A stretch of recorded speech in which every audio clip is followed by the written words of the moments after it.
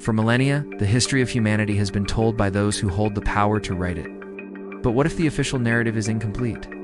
What if the silent ruins scattered around the world are fragments of a forgotten story, suppressed or even deliberately concealed?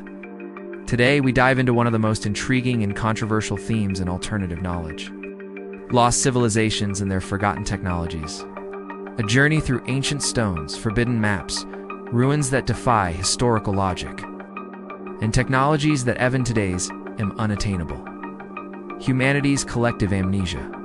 The historical narrative taught in schools suggests that civilization began around 6,000 years ago. With the advent of writing and Sumer, before that, we were mere hunter-gatherers. But countless clues point to a deeper truth. There were advanced civilizations long before we were willing to accept.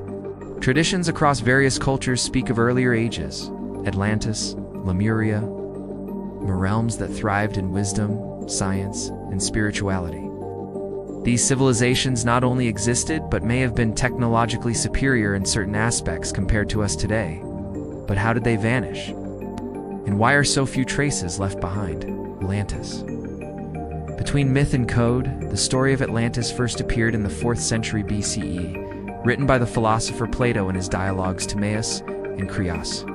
According to him, Atlantis was a highly developed civilization with science, monumental architecture, and an impressive social structure.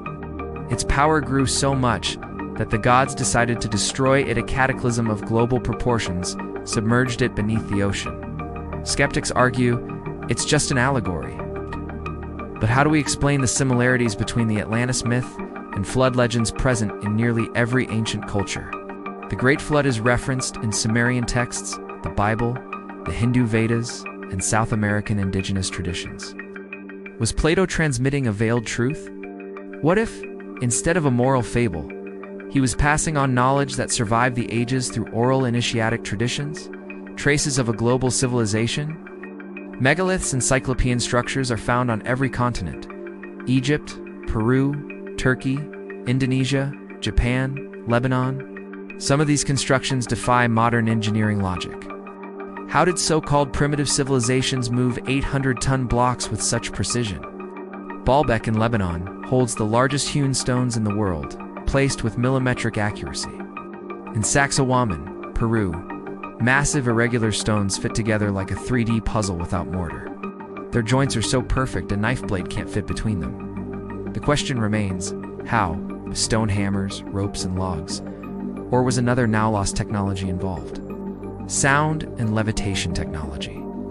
Some esoteric traditions suggest that ancient civilizations mastered technologies based on sound, frequency, and resonance.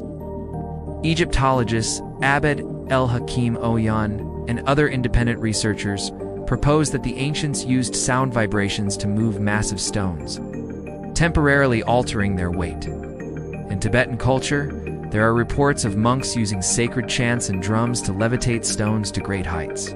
Swedish explorer Henry Kielsen documented such a ceremony where 200 monks lifted stones using only sound. If true, this would imply mastery of vibrational technologies. Spiritual science so advanced, it challenges materialist understanding. The pyramid enigma? Energy generators? Pyramids are a mystery unto themselves. Far beyond tombs, as traditional archaeologists claim, many researchers suggest they were not built for the dead, but for the living.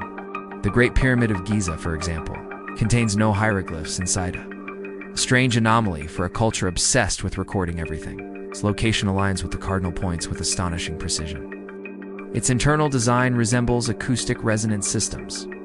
And the materials used, limestone, granite, dolomite, have piezoelectric properties, meaning they convert pressure into electricity. Christopher Dunn, engineer and author of the Giza power plant, proposes the pyramid functioned as a power generator, harnessing the Earth's natural vibrations. True, the Egyptian civilization inherited or was taught knowledge far older than their own era, a lost wisdom or a suppressed one, maps that shouldn't exist.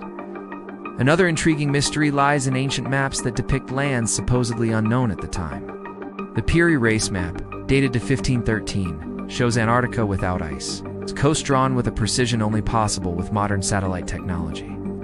How could a 16th century Ottoman admiral have access to such information? The answer may lie in much older sources, inherited from lost civilizations.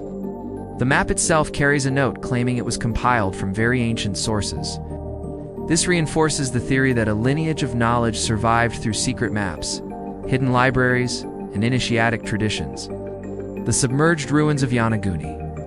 In 1986, divers discovered gigantic underwater stone structures off the coast of Japan, known as the Yonaguni Monument. They appear as stairways, platforms, and columns carefully carved. The structure seems to have sunk around 10,000 years ago at the end of the last ice age.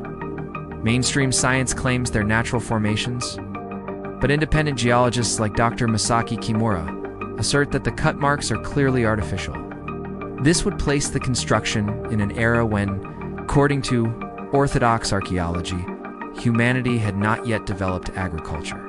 Who then built Yonaguni? And more disturbingly, why don't we talk about it? The censorship of knowledge. Many alternative scholars face ridicule and resistance when bringing these topics to light. Graham Hancock, author of Fingerprints of the Gods, is one of the most prominent voices challenging traditional history. He argues for a globally advanced civilization destroyed by a cataclysm around 12,800 years ago, supported by geological evidence like the Younger Dryas event. Why do these ideas provoke such discomfort? Because they challenge the foundations of academic history and suggest that we are not the first nor, perhaps, the most advanced conscious beings to walk this earth. The wisdom of the ancients. The knowledge of ancient civilizations was not limited to technique. They integrated science, spirituality, art, and consciousness into a single system of wisdom. Technology was not used for consumption, but for the elevation of the soul. Sacred geometry, astrology, alchemy, vibrational medicine, these were part of a living science, one that viewed the universe as an interconnected web of energy and intention. Getting this wisdom led to fragmented knowledge, but the remnants remain hidden in symbols, legends, and silent monuments. What are we forgetting? When we look back with honesty and humility, we begin to see that much of what we consider modern is merely a rediscovery of something ancient. Free energy, expanded consciousness, quantum engineering, perhaps these were already mastered long ago. But why were they lost? Through war, natural cataclysms, or deliberate suppression fearing their misuse.